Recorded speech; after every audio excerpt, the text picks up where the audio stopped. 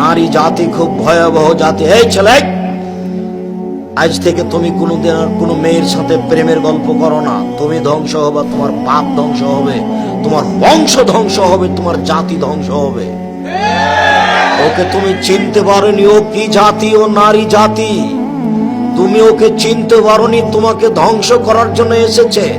তুমি ধ্বংস হবা, তোমার বাপ ধ্বংস হবে, তোমার বংশ ধ্বংস হবে, তোমার জাতি ধ্বংস হবে, কেউ রক্ষা পাবা না। তুমি ওকে চিনতে পারোনি। আল্লাহর নবী বলছেন, মা তারাক্তুবাদি ফিতনাতান আযারাল্লাহ রিজালা মিনান নিসায়ে, আমার জীবনে আমি ছাড়িনি কোন বস্তু যেটা পুরুষের জন্য বেশি বিপজ্জনক হতে পারে নারীদের চেয়ে। আমার জীবনে আমি ছাড়িনি কোন বস্তু যেটা পুরুষের জন্য বেশি বিপজ্জনক হতে পারে নারীদের চেয়ে। আমার জীবনে আমি ছাড়িনি কোন বস্তু যেটা পুরুষের জন্য বেশি বিপজ্জনক হতে পারে নারীদের চেয়ে।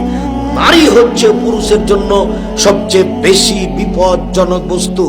মুহাম্মদ সাল্লাল্লাহু আলাইহি সাল্লাম বলেন, ও নারী জাতি, মা রাআইতু, আমি দেখিনি তোমাদের চেয়ে কাউকে আযহাবাইল রাজুলিল হাজিম, যে বুদ্ধিমানের বুদ্ধিকে নষ্ট করতে পারে। তোমরা এমন জাতি যে বুদ্ধিমানের বুদ্ধিকে নষ্ট করতে পারো। ও নারী জাতি, তোমরা এমন জাতি যে বুদ্ধিমানের বুদ্ধিকে নষ্ট করতে পারো। রাসূল সাল্লাল্লাহু আলাইহি সাল্লাম বলেন, ইয়াকুমুল মুগিবাত, যেই মহিলার স্বামী নাই ওই বাড়িতে যায় না, গেলেই তোমরা বিপদে পড়ে যাবা। রাসূল সাল্লাল্লাহু আলাইহি সাল্লাম বলেন, ইয়াকুমুদ দুখুল আলান নিসায়ে, সাবধান তোমরা মহিলাদের কাছে যায় না, গেলেই তোমরা বিপদে পড়ে যাবা। মুহাম্মদ সাল্লাল্লাহু আলাইহি সাল্লাম বলেন নারী জাতির ব্যাপারে যে ইন্নান নিসা হাবাইলু শয়তান, মহিলারা হচ্ছে শয়তানের জাল। আল্লাহ তাআলা বলেন, নিশ্চয় মহিলাদের ষড়যন্ত্র কঠিন আর শয়তানের ষড়যন্ত্র দুর্বল। উপস্থিত বৈঠকের মুসলিম বোন, আমি আপনাকে শয়তান বলে গালি দিনি, আমি আপনাকে শয়তানের জাল বা শয়তানের চেয়ে খারাপের কথা বলিনি।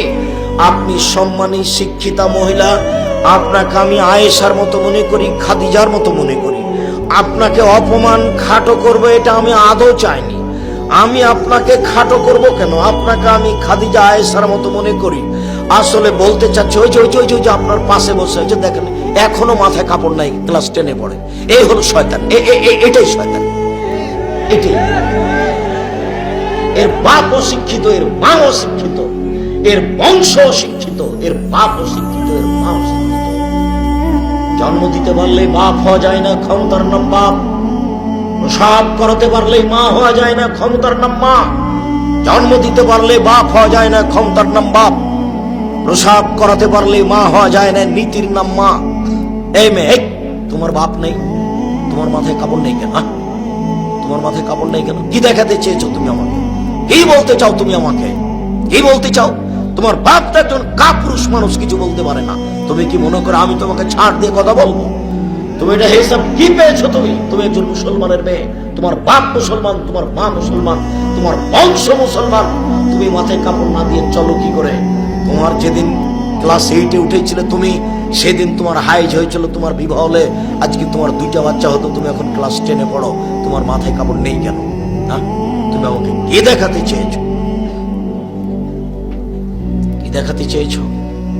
মা হলে 4টে জিনিস লাগে, মার জন্য 4টে জিনিস লাগে। জাবেরের ভাষাতে বোঝা যাচ্ছে। জাবের রাদিয়াল্লাহু তাআলা বলছেন, আমি তালাকপ্রাপ্ত মেয়ে বিবাহ করেছি, আমি কুমারী মেয়ে বিবাহ করিনি।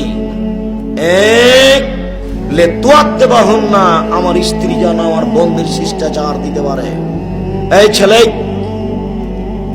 তোমার মা এখন বসে আছে ছোট ব্লাউজ পরে। আব্দুর রাজ্জাক সাহেব, আমার মাকে দিয়ে আমাকে বলেন কেন? তোমাকে আর তোমার মাকে লজ্জা দেওয়ার জন্য,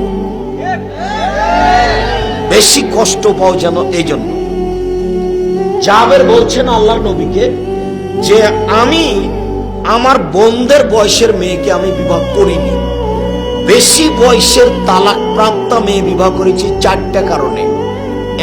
এক, আমার বউ যেন আমার বোনদেরকে শিষ্টাচার দিতে পারে। বলো তোমার মা তোমাদেরকে কি শিষ্টাচার দিয়েছে? বলো কি শিষ্টাচার দিয়েছে? 2, অলে তুয়াল্লে মাহুন, আমার বউ যেন আমার বোনদেরকে শিখিয়ে দিতে পারে। 3, অলে তুরাজ্জেলা হন না, আমার বউ যেন আমার বোনদের মাথার চুল চিরুনি করে দিতে পারে। 4,